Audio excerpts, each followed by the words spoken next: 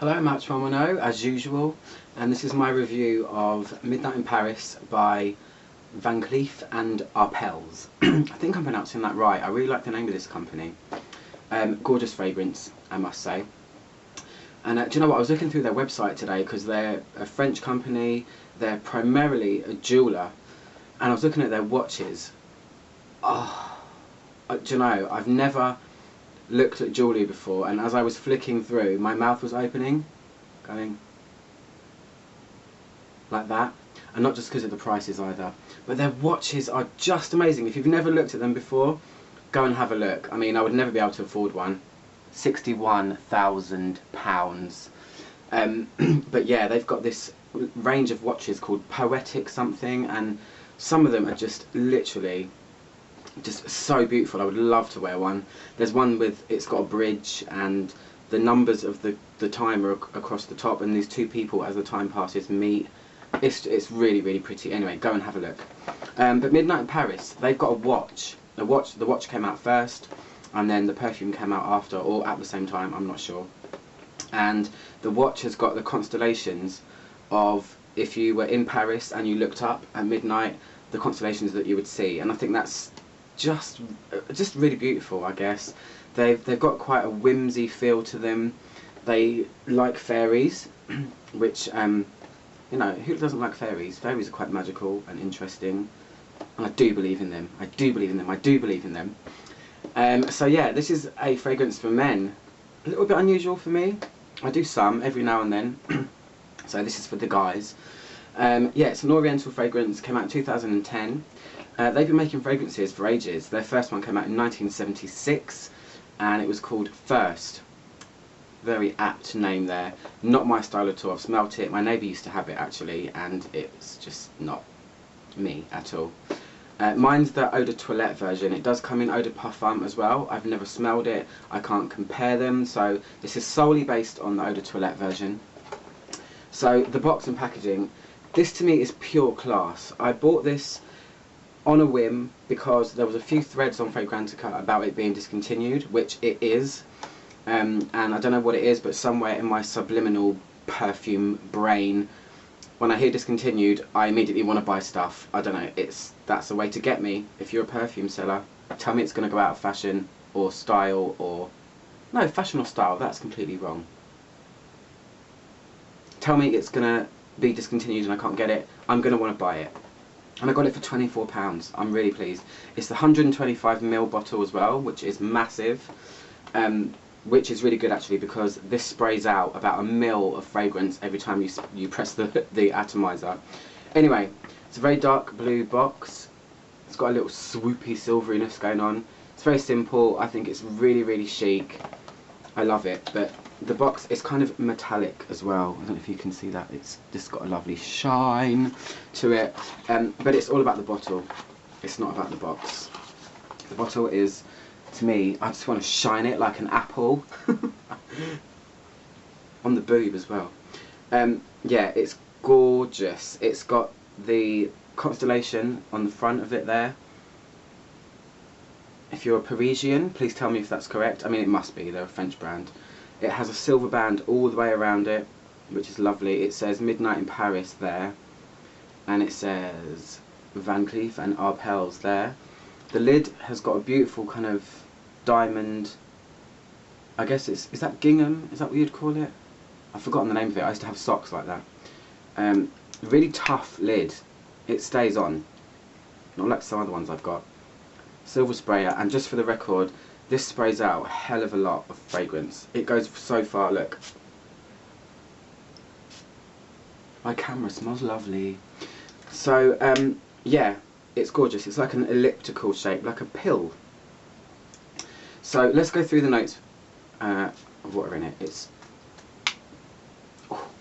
Okay, notes. The top notes are leather, lemon, bergamot, rosemary and holly. I really find holly a very interesting note. That almost never crops up in a fragrance, but it gives a kind of grassy green element to a fragrance, and sometimes it's used to flavour tea as well, which I didn't know. I always associate holly with Christmas. I've never actually stopped to think the smell of it or to put it in a fragrance. So I think that's really interesting, and I don't know anything else that's got it in as of yet. The heart notes, 3 things: tea, lily of the valley, and styrax, which is a resinous note. Usually benzoin is called styrax benzoin, so I'm not sure if they're separated in any way, but it's a resinous note anyway. It's a light resinous note. And then the base is amber, almond, tonka, and incense. So it's a really interesting composition, few surprise notes in there, and smelling it for the first time, I mean, I've done a 180 on this fragrance twice.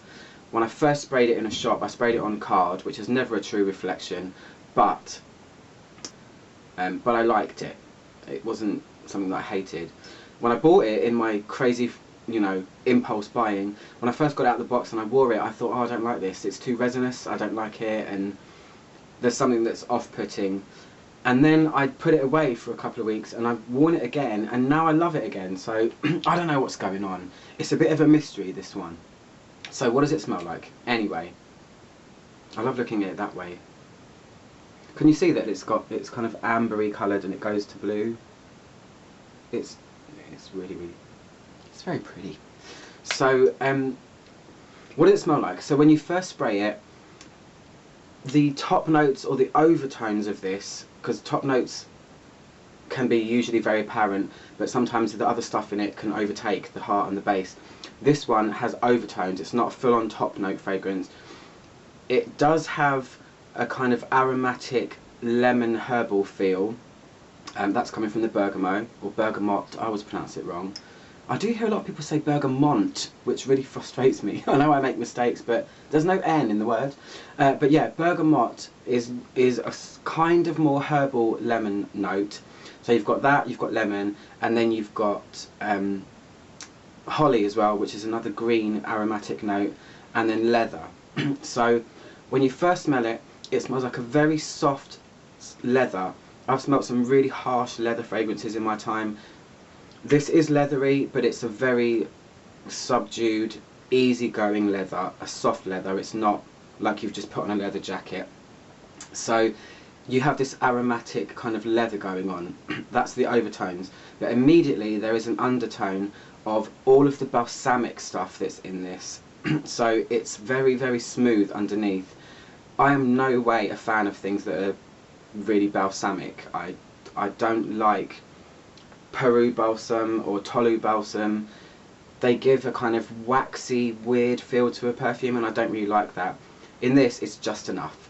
So you have the amber in it, you have the styrax in it, and then you have a combination of almond and tonka, which are very, very similar. Almond, excuse me, I think lots of people know what almond smells like, kind of like marzipan. It's that sweet almondy smell. Tonka is very similar to that, except it's even more smooth and a little bit more vanillic. So those notes there, the tonka, the almond, the styrax, the more resinous things, the amber, they calm down this aromatic feel. If they weren't there, it would be a very aromatic citrus opening, but it isn't.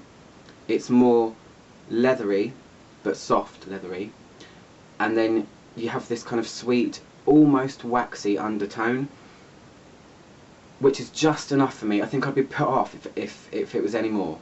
It's semi-sweet. It's kind of, I would say it's probably just this side of masculine, but definitely more unisex, which is quite kind of cool too. It's really nice. It's kind of intoxicating, and it's still mysterious to me because I smell different things all the time. Really well blended. I mean, you do get a good whoosh of everything at once that's supposed to be there. But yeah, as I said, it's more a slightly aromatic top with a lot of resinous stuff underneath, but they're not hardcore resins. We're not talking, you know, full-on candle wax here. We're talking about light leather, light resins, sweetness from the tonka, and just, I don't know, I guess some amberiness as well. It's very different. I mean, I don't think anything else smells like this that I've smelled Then again, I'm not the connoisseur of men's fragrances, I'm just telling you what I smell. Really like it. The dry down of it, I'm going to put this down. The dry down of it kind of stays like that for a while. I mean, the aromatic stuff stays there more at the top at the beginning. The heart notes of it is when it becomes a lot more resinous, but not overpoweringly so, like I said, otherwise I wouldn't like it that much. It kind of blends together really well. You've got smoothness going on, you've got some sweetness in there still, and it calms down a lot, which a lot of fragrances do. They do just, you know, calm down after the initial top notes have gone. The heart notes of it I really like. It's pretty cool. Really nice. And then the end of it is the part of the fragrance that baffles me a lot. It becomes, and I hate to use the word, but it becomes perfumey. It smells a lot more feminine in the dry down, which is really weird. You know, you look at the base, you amber, almonds, tonka, incense. It smells a lot more perfumey than what you see on paper, and maybe it's because Lily of the Valley comes into play. That's just a guess here, because as I said, it's a little bit of a mystery to me. It just seems to me that the resinous elements of this fragrance really do round it out and make it kind of smooth and whole, if that makes sense. It's really hard to describe, but it's like they've managed to get the balance of where they can temper down something as harsh as leather and these herbal notes with just the right amount of resins, just to smooth it over. It's like it smooths the edges round. Smooths the edges round perfectly. So the base is still a mystery to me. It doesn't last so long on me, and it doesn't really project very well either, so I never really get to the base that much where I can let it sit there and think, okay, now I'm getting the base as an actual element of the fragrance. It's just, it doesn't really get there for me, so I guess I'm not going to comment on that too much. But it does smell a little bit perfumey on the dry down, so anyone else that wears this and you have comments about the base, please tell me. But for now, that is my review of Midnight in Paris. Oh, I'd love to be there right now, walking down the Champs-Élysées and going into the perfume boutiques and drinking wine and eating bread and loads of cheese. That would be really, really nice too. I want to go. Anyway, thanks for watching, and click down here to subscribe, and I'll see you guys probably on Friday, I think, for another review. 3 this week. I've outdone myself.